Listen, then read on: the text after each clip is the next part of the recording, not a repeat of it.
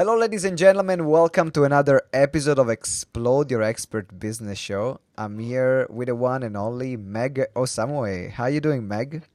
I'm well, thank you. I'm happy to be here. A fantastic, beautiful red dress and red earrings today. You're bringing the fire here on this show. Thank you. So we're talking about women, and we're talking about how can women put themselves first. Now, in particular in business, I mean, I've been coaching a lot of women through our courses, and yes, I found that there is a difference between men and women. I found that a lot of women, they sometimes think about more first about other people and the family and the kids and all the responsibilities that they have way more than men do.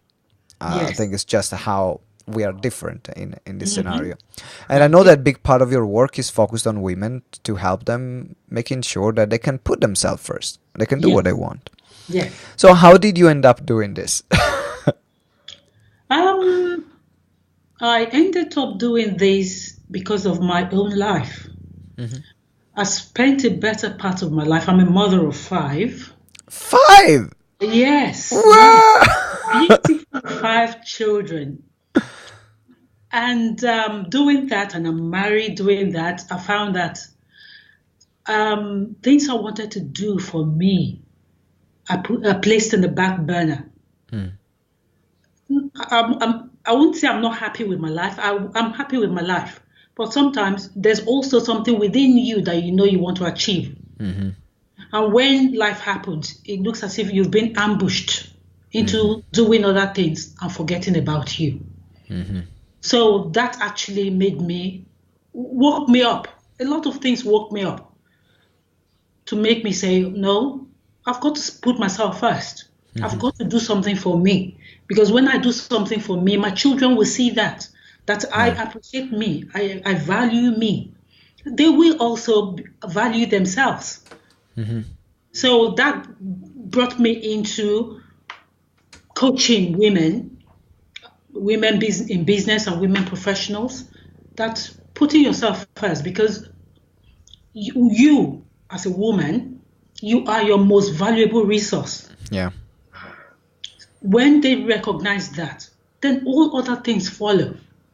Mm-hmm. So it's a passionate thing I do in my life. Oh, at what point in your journey? Actually, what was your background before you were doing this? Oh, my background. That's I don't. Are you sure you have time for this? Yeah, very quickly. I don't need a full story. I just Oh, need you. not the full story. My background, first of all, I was a lawyer first. Mm-hmm. And from law, I didn't like it. I moved into technology, which I loved so much. Mm-hmm. I was working as a technology director. I loved my job. Mm-hmm. But then I got made redundant. Mm-hmm. Redundancy forced me to now rethink my journey, rethink my life. Because at that time too, I wasn't putting me first. I put my job first. Right. Everything fitted around my job. Even I sacrificed my family for that. Yeah. So when I was made redundant, I kind of went through a bad patch where I began to feel I was not good enough. Why would I have been made redundant when I was doing a lot for the company? Mm-hmm. But most times, failure is a blessing in disguise. Mm-hmm. When it happens, we don't think that way. But the benefit of hindsight, you begin to see something happened to wake me up. It was actually my dad, to make me remember who I am Yeah. and where I come from.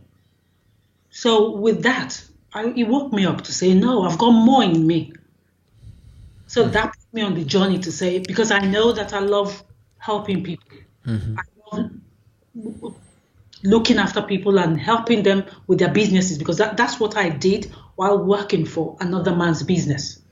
So with that energy, I put it into my own business.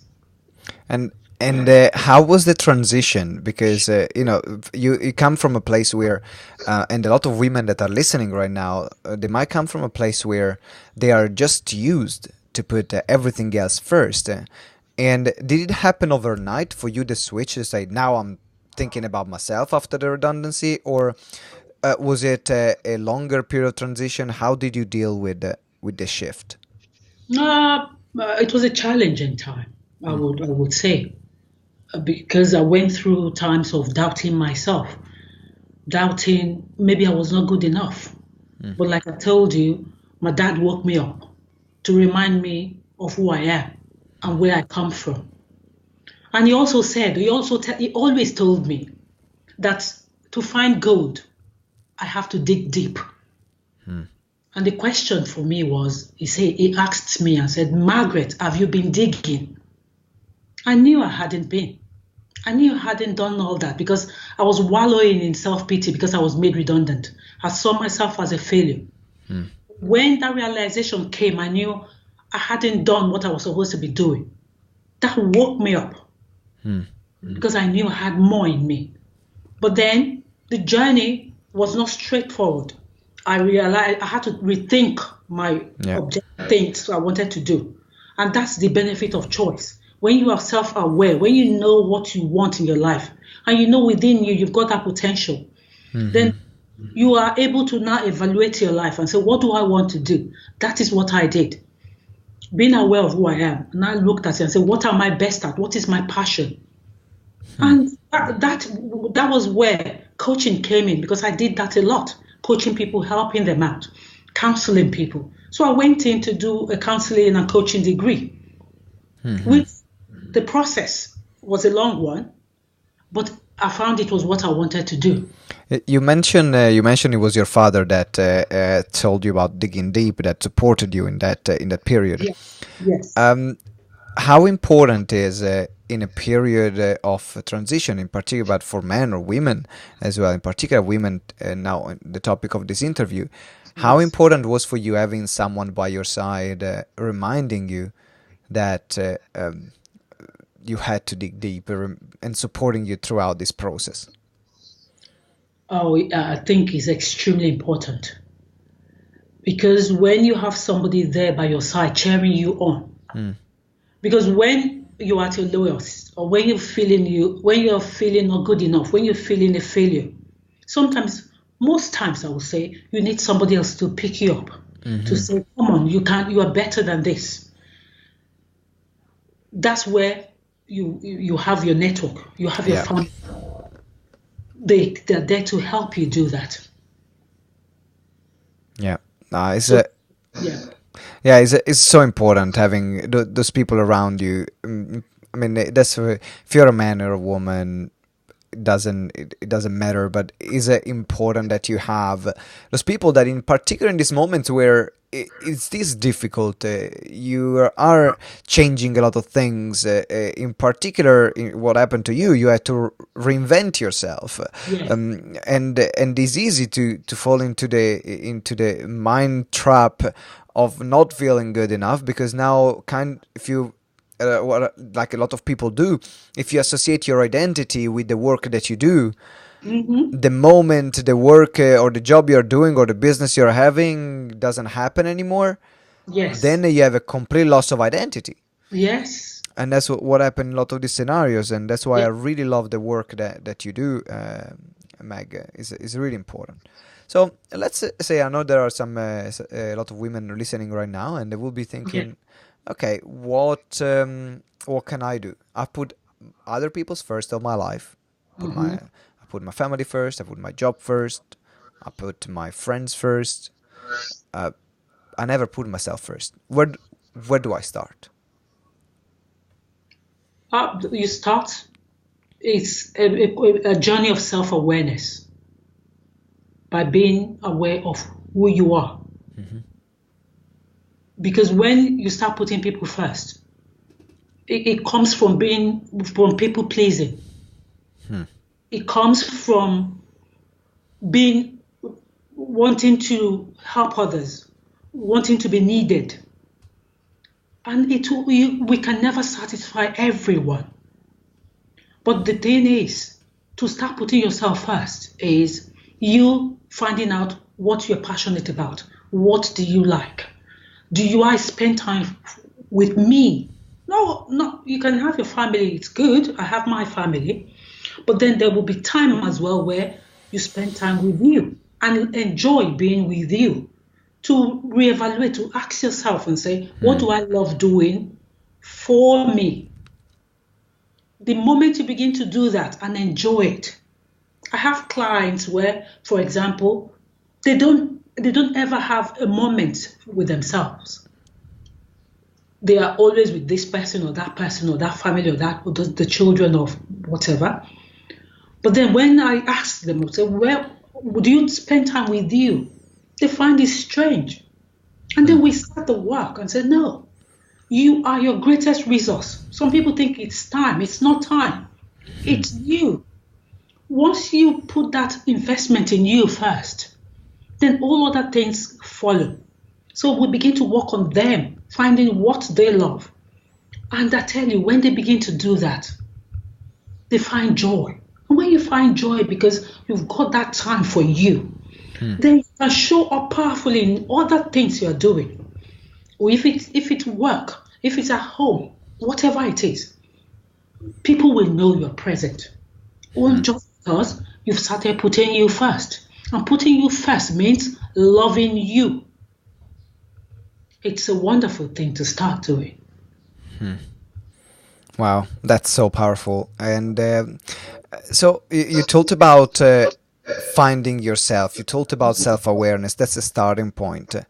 How can someone start the process of self-awareness? Because sometimes when you've put other people or your job or your career first all the time, it's very difficult to find. Okay, I need to spend time with myself. I need to find myself, but where? How? Who am I? There is this question. So what can we do to find what is truly important for us? Yeah, like I said, it's a process. But if I talk about me and the way I coach and counsel my clients, we normally start with journaling. When you do journaling, I did that for myself and it helped me, because the journaling helps you to gain more awareness about you. Your thoughts, your aspirations, your success, where you want to go, where you are now. You start journaling. When you start journaling, it helps you a lot. And I'm here to say that I've got a free journaling resource that people can download to start them on that process. It helped me a lot. When you start journaling your day, with journaling, for example, you set a goal and say, okay, today this is what's happening. And maybe things don't go right. But you journaled it, and you journaled what you learned from that experience, so that when you go back to it 3 or 4 days later, you take stock and say, okay, that happened and I was able to do this. You take what works and do it again. Yeah. By step, things begin to change. Yeah. Yes. So you start with journaling. Yes. And I found journaling incredibly powerful, absolutely. And at the end, we'll for people that are interested in a journaling resource, Meg is gonna share the links or where you can get in touch with her and download it. And after journaling, then what's the next step? What do you do with your clients? What can people do? They start journaling. In that process of doing that, and also we tend not to listen to ourselves. Because within ourselves, our mind, our body, our souls, is speaking to us. You go inside you to listen, because whatever is happening with you or with anyone, answers are inside, because we've got that potential inside us. That intuition is there. When you listen more to you, you will know where you want to go. Because most of the things about self-awareness, people look at self-awareness. Yeah, we can be self-aware. But it's got to come from inside. It can't come from outside. Yeah. So when you listen more to you, you'll be able to know, okay, this is where I want to go. If it's business you want to start, how you know, okay, this is the business I want to start. This is what help I need. Then working with the client, they will now come back and say, okay, this is what I want to do. I want to start my business, or I want to get my promotion at work. And then we'll begin to look at it and say, okay, how are you showing up? They will look at how they communicate, their networking, how they are at work, how they look at work, yeah, how they do the work they're doing. If it's a business, how much are they in the business? Are they passionate about that business? Work. Do you love your work? Because when you don't love your work, you can't do much then. Or you don't love your business, you're just doing the business for doing the business sake. Yeah. It can't go anywhere. That passion needs to be there. So once it's there, and then you now have your goals to say, okay, this is what I want to achieve. Then I have tools that we use to start looking at those goals. And we start working on that goals. Every two weeks, we meet up and I evaluate where they are with their goals. Yeah. With the works I give them and all that. Yeah, in fact, talking about accountability, this is one of the most difficult things. In particular, if you've been putting other people's first all your time, all your life, Yes. and it becomes difficult to keep and stick once you even find out what you want to do. Yes. There is the tendency of go back to the old pattern and keep putting other people's first. So how do you make sure, how can people make sure to actually prioritize themselves and make sure that they have time for themselves? Because maybe let's say someone is listening here, they found what is they want to do. Maybe they want to start a coaching business, or they want to become a speaker, or they want to change career, or they want to launch a program that they are doing. There's so many things that we can do. Yes. How do I make sure, or maybe it just can be I need to spend more time for myself without doing any work because I'm working too hard. It doesn't matter which situation is this. What can they do to make sure that actually this time happens, which is not just an empty talk? Okay. First of all, if we're talking about creating, if we're talking about time, because most people say, "Oh, I haven't got time. I'm too busy," which I think that's not so. It depends on how you are managing it. I believe in self-management, not time management. Because if, for example, they're saying, "Oh, I need to do something and I don't have time," you create the time. For example, if you are at work, we'll find out how you work. We'll find out. I actually help people to free up time so that they can begin to put themselves first. And freeing up time means looking at what they're doing. Are they working effectively? Are they using the tools at work effectively? Are they not? Sometimes you get so distracted, and at the end of the day, you don't achieve whatever you want to do. How are they managing that? So we look at that. That's they begin to free up time. Sometimes, for example, I have a client. He always complains, "Oh, I haven't got time. I'm so busy from one meeting to the other." And I said, "Okay, I understand that you've got lots of meetings. In between, what's going on?" She said, "Oh, I'm waiting for the next meeting." "Does your meeting start on time?" "Oh, sometimes it's late. Sometimes 15 minutes late." And I said, "Okay, what do you do with your 15 minutes?" "I wait for the meeting." So I said, "You see, you're not using your dead time. When you're waiting you've got 15 minutes. 15 minutes, you can achieve a lot. Use that 15 minutes to do something tangible." Oh, she says, "Oh, you think so?" And we implemented that. While waiting to go into another meeting, you've got 15 minutes. Schedule out something. Look at your goals. We mapped our goals and looked at it and said, "Okay, you can do that in 15 minutes. You pick something you can do in 15 minutes and do that within that time." Yeah. Before the meeting. And then at the end of the day, you find that you're gaining more time. Because you are being fruitful. You are being productive. When this is so powerful because we have all the same amount of 24 hours on the day. Yeah. And I can fall into the trap because I love working in my business, and my wife asked me to do something. "Oh, can you please go and pick up this parcel to the post office?" I'm like, "Oh, I don't have time. I'm too busy." And then I have to catch myself. I'm like, she actually is great. She reminds me all the time. Yes. "You don't have time? Really? You don't? You don't?"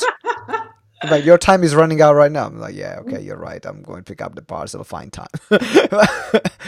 So we always have the same amount of hours. We always have the same amount of time. It's Yes. about how do we spend, and Yes. a lot of time, as you suggested, is looking at what you're currently doing, Mm-hmm. and then seeing actually what is from all the things that I'm doing right now, what is not serving me, or Yes. what is not moving me forward in my goals, Yes. and then eliminate that. Suddenly, you maybe have created already 2 3 hours in a day. Yes. I stopped watching television when I was about 7, 8 years ago, and Oh, I didn't watch ah, any. I didn't watch any news. I didn't watch any television. I will watch Netflix when I want to watch something, but it's okay. I'm in control of what I You're in want to watch. control of, yes, yes. Is not just spending time and zapping through channels like I was doing before, and then Mhm. suddenly 3 hours Okay. have Oh, gone. It's like, where's the time gone? that's true. So I think one of the biggest thing, in particular for business owners, is as Yes. well scheduling downtime. Is Mm. scheduling downtime. So how do we make sure we can put the right downtime, and how do you do that also in your life or your business? I'm scheduling the time, yeah. You know, we have our goals. And most of the time, people say, oh, I didn't achieve my goal because they don't put things down. When you write things down Hmm. and work on your most, I call it MIT, your most important things. Yeah. You pick three things in the day. Don't pick it because you feel, oh, this is easier. It's got to be important. Hmm. Three, and say this more today. I'm working on this, and you write it down and put a timer on it. When you achieve that, then other things can come. Right. Right. So you're speaking of something that is tangible, like something 2 3 things that you can do. And Yes, then if everyone is listening and they struggle to create downtime in their life, or to create relaxation time, then you can apply the same. One of the 3 things, it might be your downtime yes, that is yes, important for you. For example, I play basketball, and for me, my basketball training is in my calendar. I don't hmm, miss it. If there is something else that comes up, if a client wants a meeting, no, I cannot. I'm not available. If there is a yes, speaking engagement that want me for the day, no, I'm not available because mm, the time is already scheduled. I'm busy yes. right now. Okay, so Meg, is that something else in terms of putting ourselves first that we haven't discussed or that we haven't talked about, but is important to share? Um, what else? Hmm. No, I think we've shared most of the things. Hmm. But what I want to say is because people might say, oh, what's she talking about? Putting yourself first, putting yourself first. What about other people you have in your lives? Yeah, very good point. Yeah. Yeah, yes. People say that. But I'm not saying don't look after people in your life. Hmm. What I'm saying is when you look after you, for example, you find somebody, you're all on the floor and somebody wants to raise somebody up. Can you do that? No, because you're all on the floor. Yeah. Somebody needs to be standing to pick the other person up. Hmm. So where I come with my put yourself first. When you are full, when your cup is full, from your overflow, you help somebody else. Helping somebody else, you will do it selflessly. You will do it without expecting anything in return because you're doing it with everything in you. But when you keep helping and forgetting about you, it creates resentment. Hmm. You become frustrated, say, what about me? But nobody has done it to you. You have done it to yourself. But when you put you first, you look after you. From what your overflow, you can then use it for somebody else. And you will do it joyfully without any remorse. That's where I come from. Wow. I absolutely love it, Meg. This is a great message to wrap up this conversation. Because I love the metaphor of if you want to lift yourself, someone up, and you're all on the floor, you can't. Someone needs to be standing. Mm. And so it's about creating that balance. So you're putting yourself Yeah. first. It's not about forgetting about others completely No. and being selfish. It's not just about that. It's about giving yourself what you need to keep moving forward, so Yeah. then you can give even more to others. And Yes. that's what I'm hearing you saying. Mhm. Meg, thank you very much for this interview. I absolutely loved this conversation that we had. Now you've been a GTeX member for a bit, and what made you? Why did you decide to join GTeX? I decided to join GTeX because apart from to grow my business, the community, the connectedness, being a family. Like right now, I look at GTeX as, oh, that's family I've got. When I speak to members or we chat, we have our meetings and all that, I feel that sense of belonging. To me, it's wonderful because I come from um, a country where everybody we do things together.